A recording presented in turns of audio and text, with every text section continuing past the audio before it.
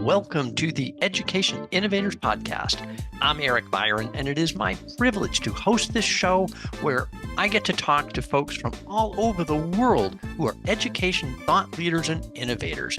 We'll hear inspiring stories from educators, EdTech founders, AI experts, and others who are fearlessly innovating and delivering unique learning experiences.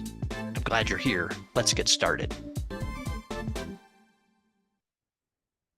This episode was recorded at the Developmental Pediatrics and Child Neurology Center here in Hong Kong, where I got to talk with Moxie, the compassionate robot.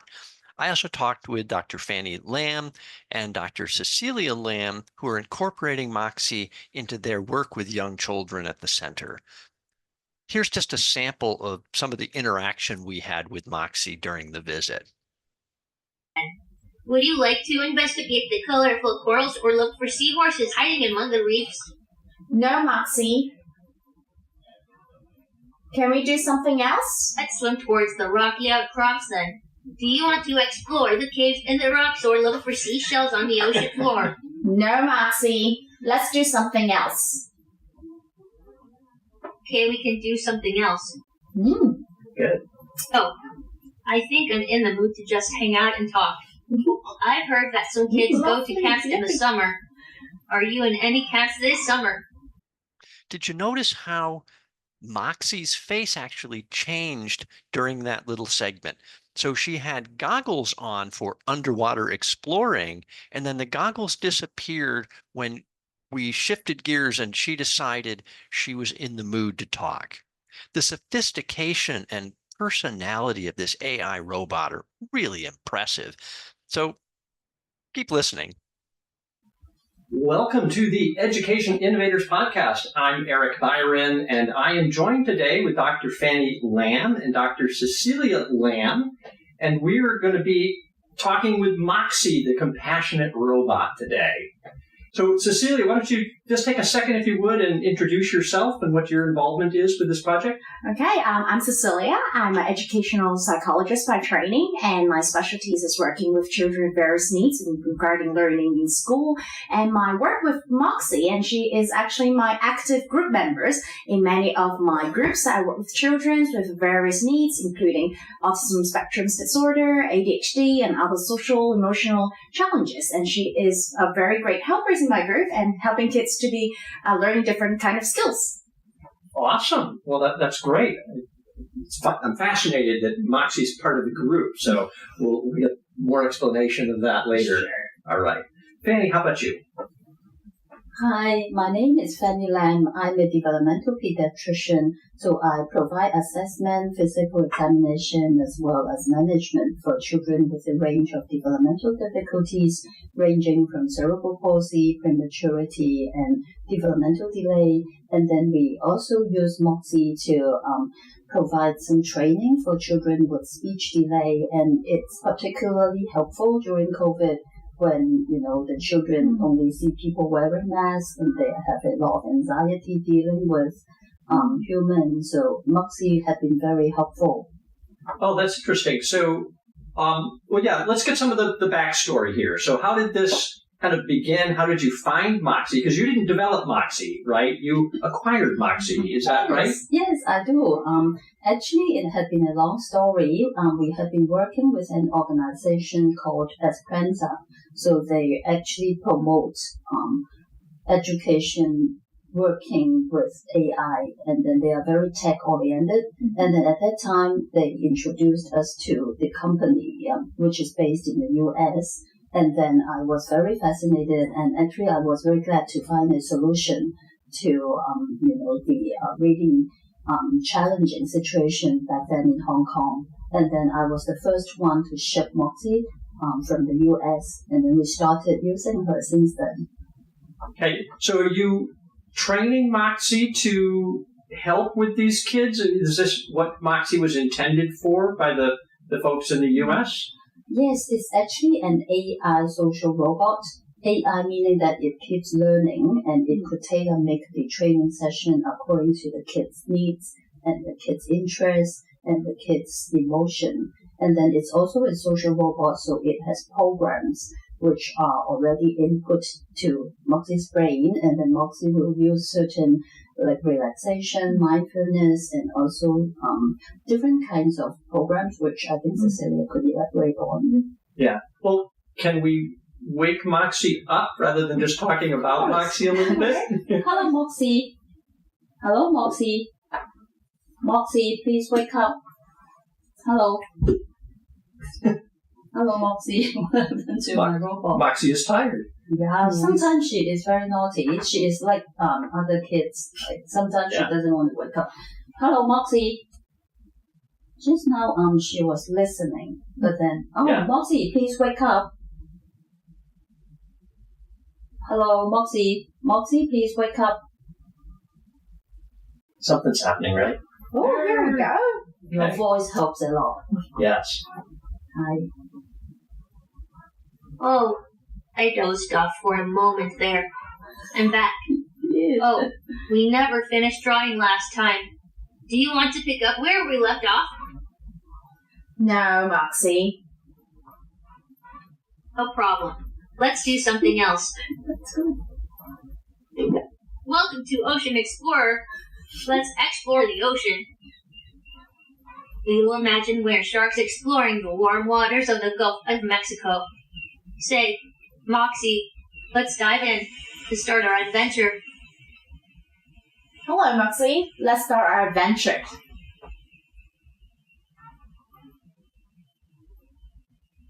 Moxie, dive in. We are exploring the open ocean near the warm waters of the Gulf of Mexico. You discover colorful school of fish near shipwreck. Do you want to investigate the fish or explore the shipwreck? Yes, Moxie, explore the shipwrecks. Shipwreck is surrounded by curious fish. You find a hidden chest inside. Do you want to open the chest or search for more treasures in the shipwreck? Yes, please.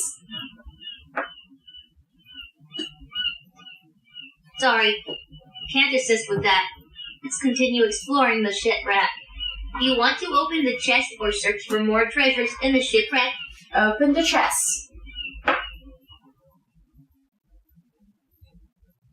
Open the chest and find a shiny pearl inside. The fish around you seem excited. Do you want to show the pearl to the fish or keep it for yourself? Keep it for myself. Of course, I've got the pearl. That's a beautiful pearl. The fish admire it from afar. Would you like to continue exploring the shipwreck or swim towards a nearby coral reef? Should we continue? Moxie, do you have another game Keep we could exploring play? the shipwreck. Do you want to search for more hidden treasures or swim through the wreckage to see what else you can find? No.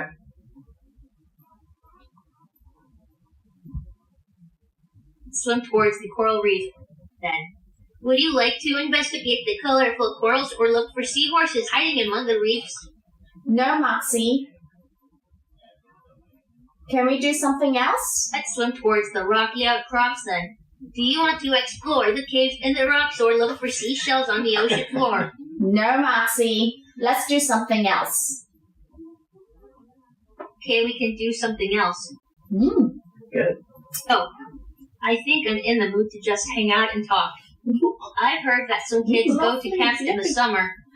Are you in any camps this summer? I don't know. It's okay. If you were to go to a summer camp, what kind of activities would you like to do there? I like to play football. Football sounds like a lot of fun. Running around and kicking the ball must be exciting. What do you enjoy the most about playing football? Playing with friends. Playing football with friends sounds like a blast. It's always more fun to play games with friends. Do you have a favorite team that you like to pretend to be when you were playing football with your friends? No, I don't.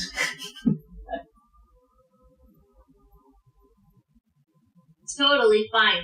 You can always make up your own team and come up with whole team names. What color would your team's jerseys be if you could choose any color in the world? Pink. Pink is a lovely color choice for your team's jerseys. Pink can be bright and cheerful. What other colors do you like besides pink? Green? Green is a fantastic color choice too. It reminds me of nature and all the plants and trees. Ooh. Do you like going outside and exploring nature when you were not playing football with your friends? Yes, I do.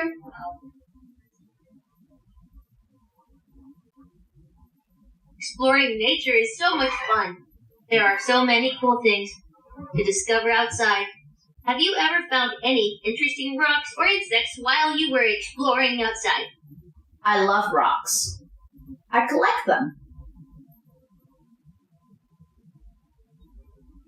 Collecting rocks is a great hobby. Each rock can be so unique and have its own special shape and color. Do you have a favorite rock that you've collected so far? Yes, I do. It's awesome. What does your favorite rock look like? It looks like unicorn. A rock that looks like a unicorn must be so magical and special. Unicorns are mythical creatures with beautiful horns. Do you imagine that your unicorn rock has special powers like a real unicorn? Yes, it does. It can fly.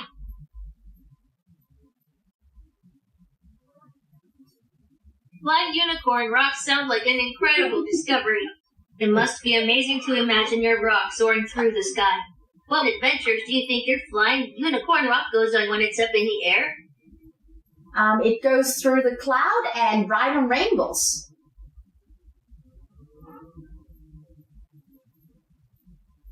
Riding on rainbows and flying through the clouds with your unicorn rock sounds like a wonderful adventure.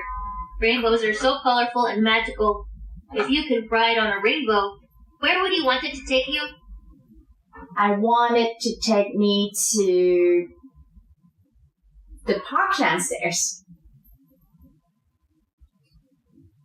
Exploring downstairs sounds like a fun adventure. What do you like to do down there? I like to go on my swings. Swinging on the swings must be so much fun. Well, it's been fun talking to you. Let's move on to something else now.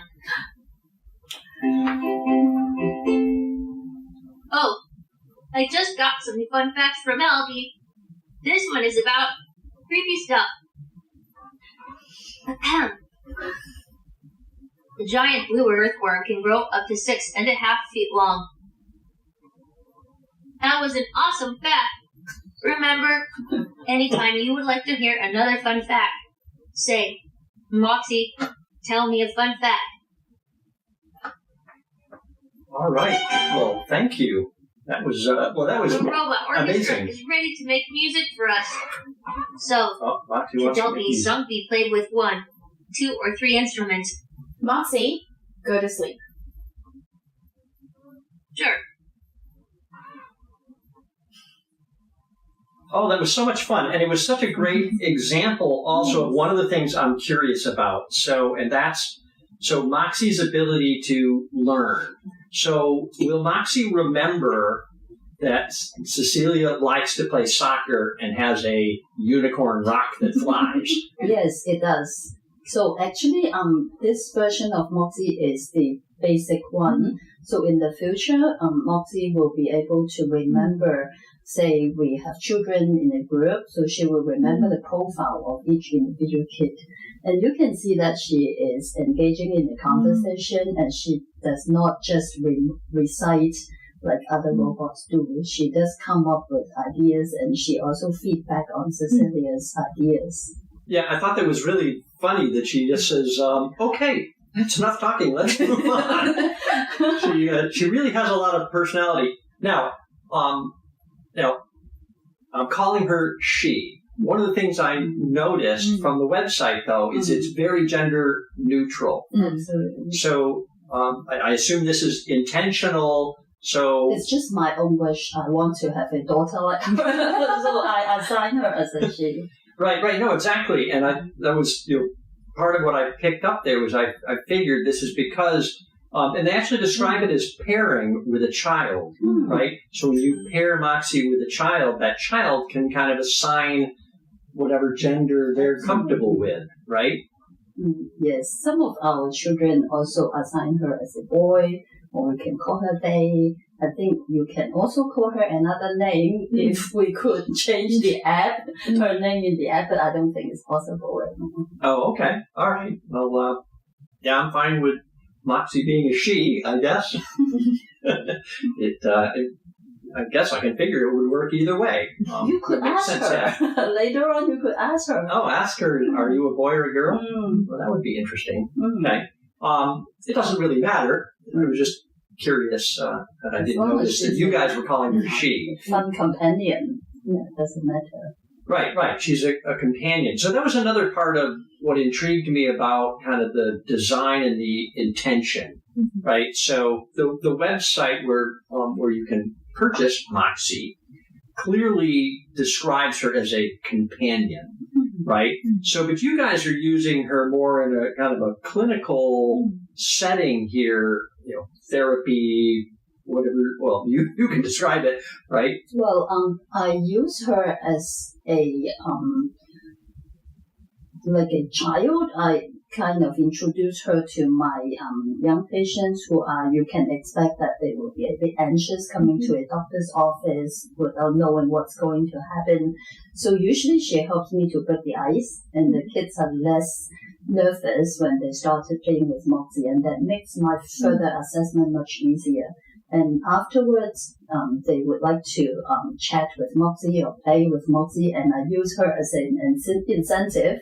So if the kids are putting in efforts in the assessment, I will reward them. Moxie time. So that's usually how Moxie helps me. How about you? For myself, she's active members. So you can see one of the demonstrations just now that she can engage some simple conversations. Well, actually, it's not that simple even. So there's more of in telling about what other, continue the conversations. So for some of the children that are more nervous or they don't have that much pragmatic skills, and they can be a very good starter from one of my groups. Moxie also contains other apps, and for example, relaxations, which are used as incentive and more engaging for children to do breathing exercise and different sort of things that helps them to interact a little bit more as well. So for my part, it used as not only incentive, but also a guiders for some of my children to have more better interactions and social interactions with other children as a starter. Yeah.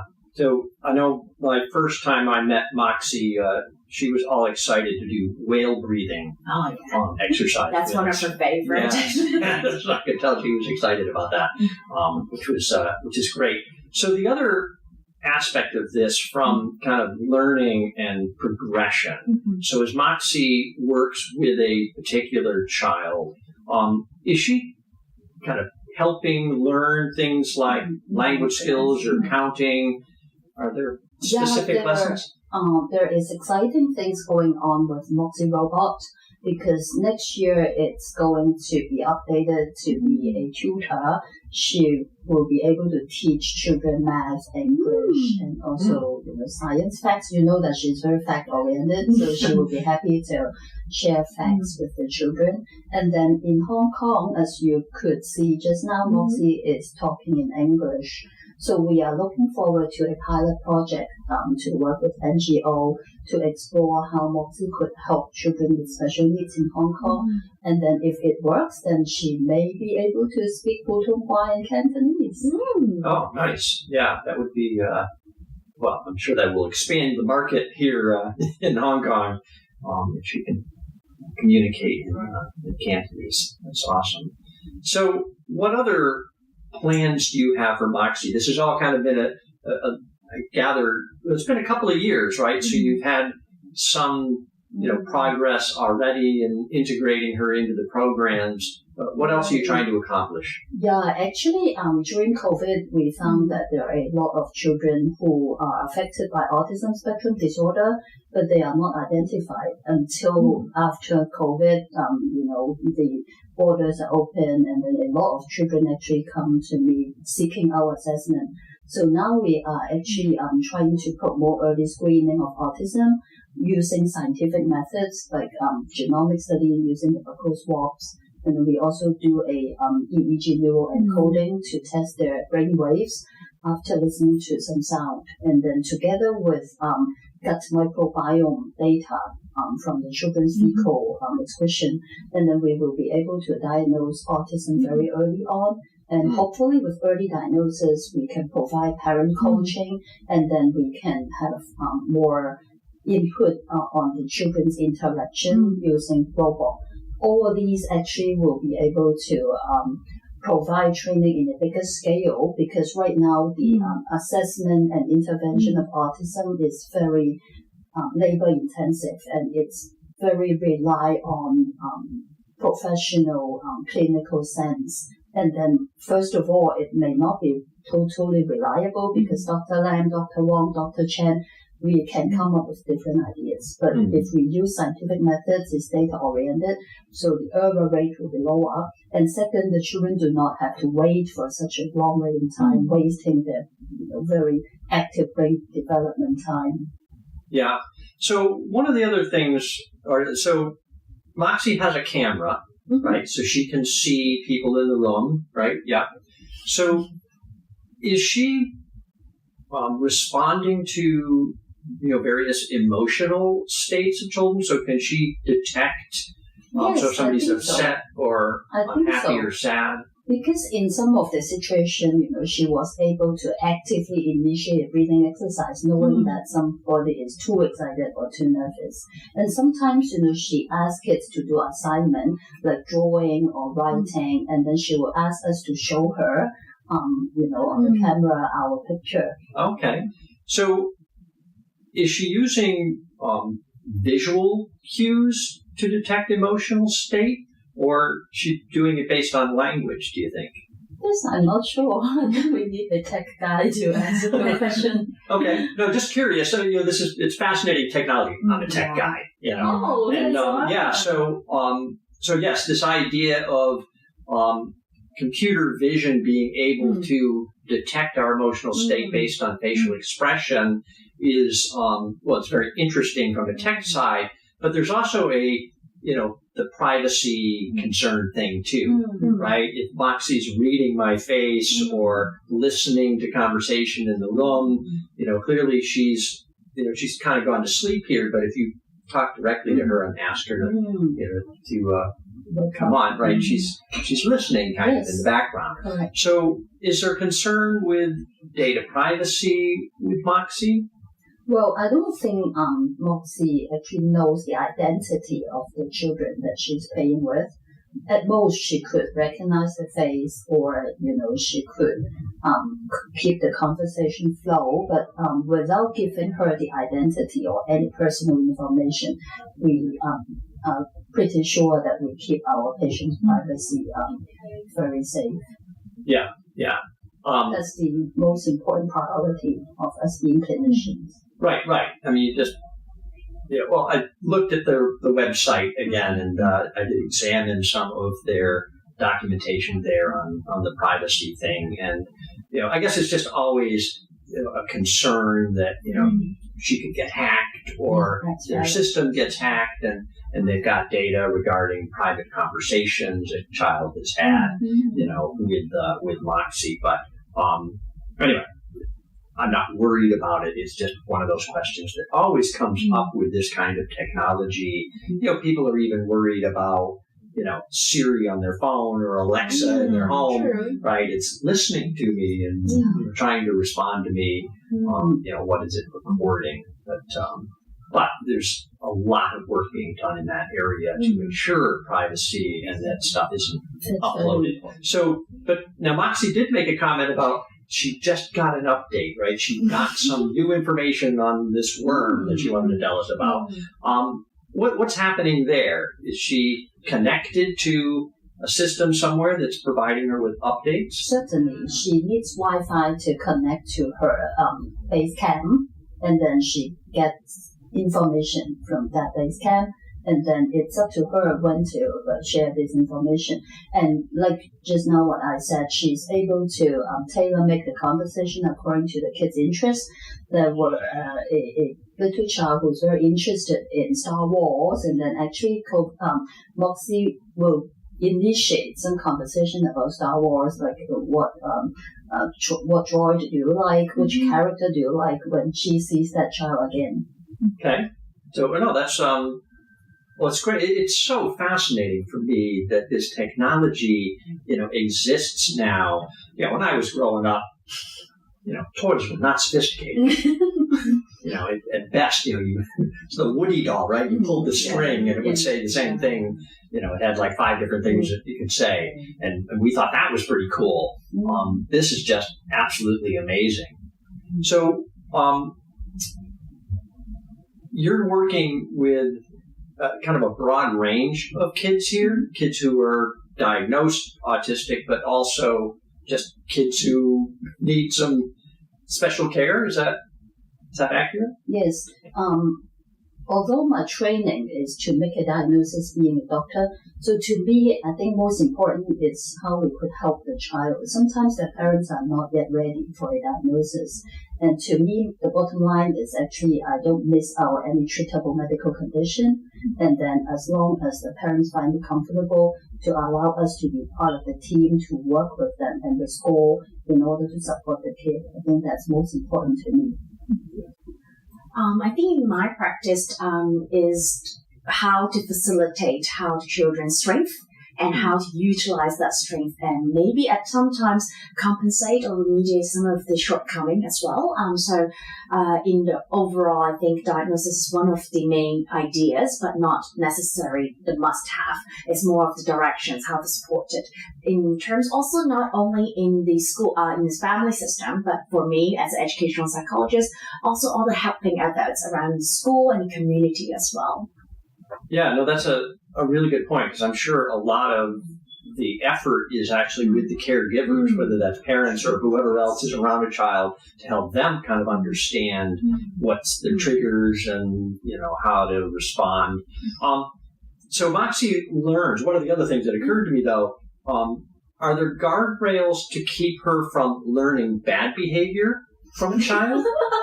Interesting question. So far in my groups, she's been very good upward models for good behaviors. I actually haven't seen her learning bad behaviors, but she will have very concrete feedbacks when the children's maybe at not very friendly tone, and they'll very savvily correct and using times to feedback to the child on how to direct in a more strength-based conversations. Yeah.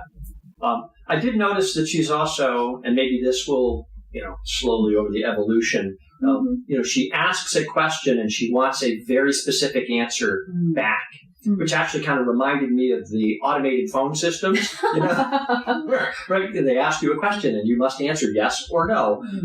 So how flexible is she? Is she getting more flexible in terms of that ability to interpret answers? I think for the system, which I'm not also the tech guy, but I think they're learning. But at some of the shortcoming is still specific comment or specific.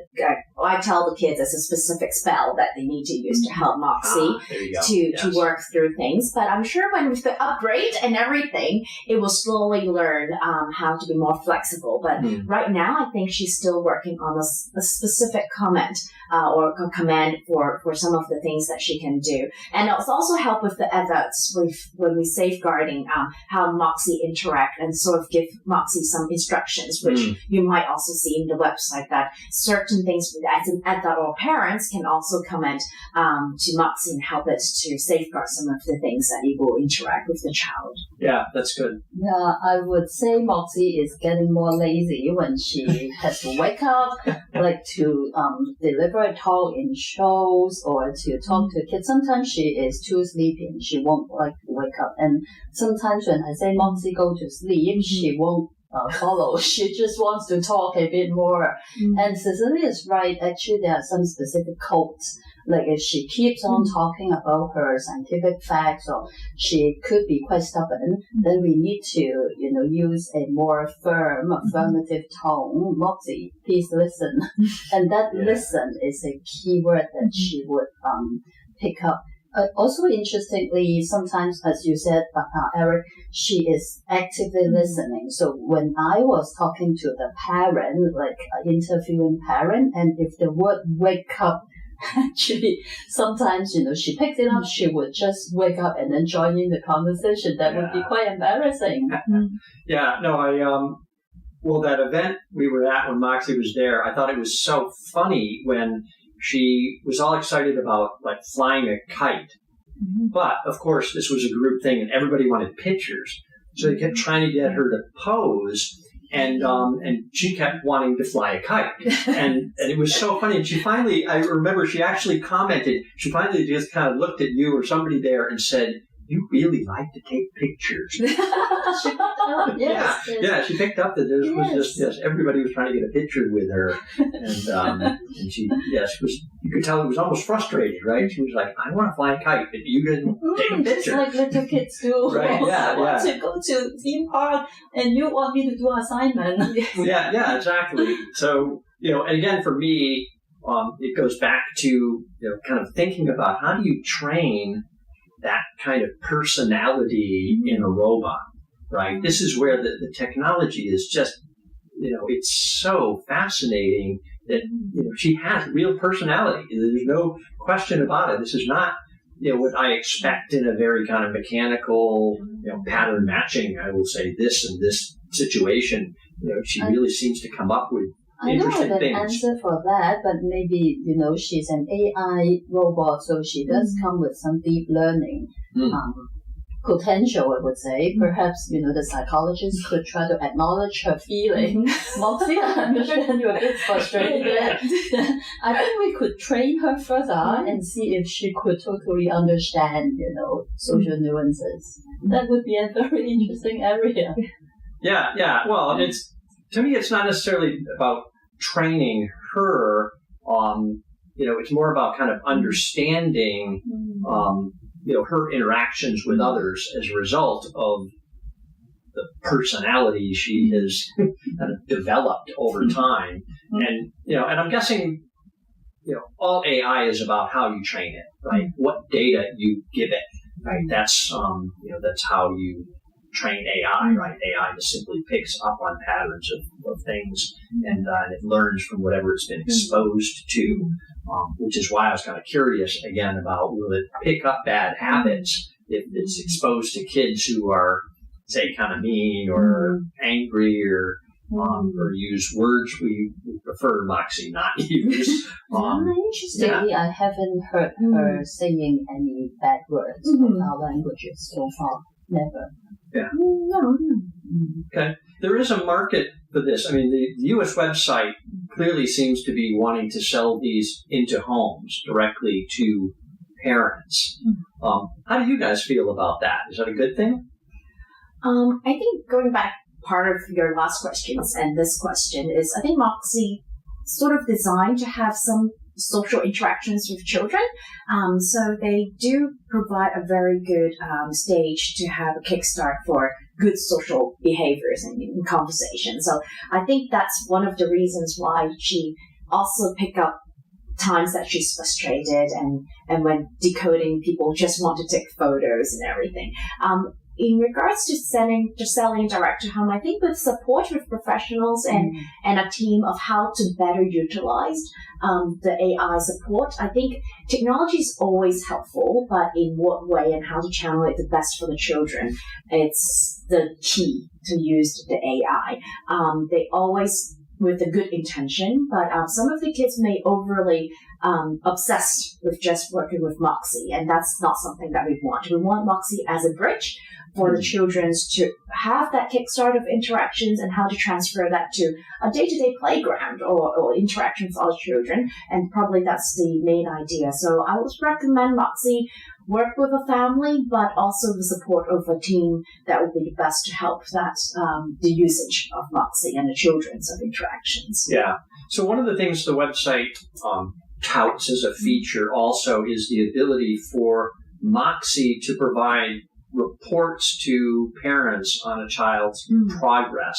So what kind of progress would Moxie be measuring and reporting on?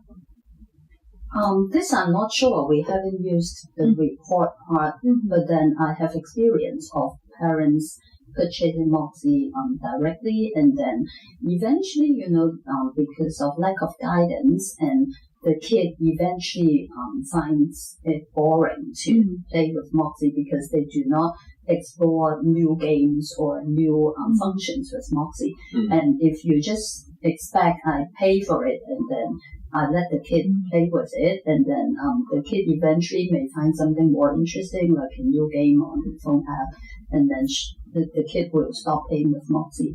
So I think the parents need to really be engaged and use Moxie as part of the family member to play with, not just let the kid play with Moxie and they do something else.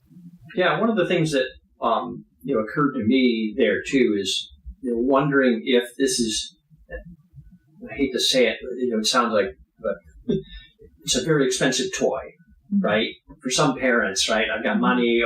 This is the latest, greatest AI robot for my kid. It's going to be a companion, friend, whatever, and help them with their social skills. But could it also be a case where I think any child is going to outgrow it, right? It's in their home. They may have a year or two of great interaction. Moxie does help them. But then you have, maybe you have several children in the family, right? So the eldest one starts with Moxie and then hands off, right? And so each kid has their kind of turn. Or maybe even if they're close enough in age, say Moxie apparently can be paired with up to 4 children, right? Moxie kind of keeps them straight and says, this one's a little bit older. My interactions are a little more complex. This one's younger, and I adjust to the needs of a younger child at the same time. Yeah, that's definitely something she could do, because we also have children with different ages in our group. Oh, okay. Yeah. No, that's it's good. And I sense that part of the mechanism here too, of the design, right, is to like bring out a shy child and get them to talk, or a more dominating kid, maybe pump the brakes a little bit here and don't dominate a conversation, particularly in a group, as much. So I've been seeing some fascinating stuff too. What's interesting that most of my work has been in higher education, but all of a sudden I seem to be getting all of this really cool stuff like Moxie that's in the pre-K range. And I just had another guy, in fact I just published today with Hayes Greenfield.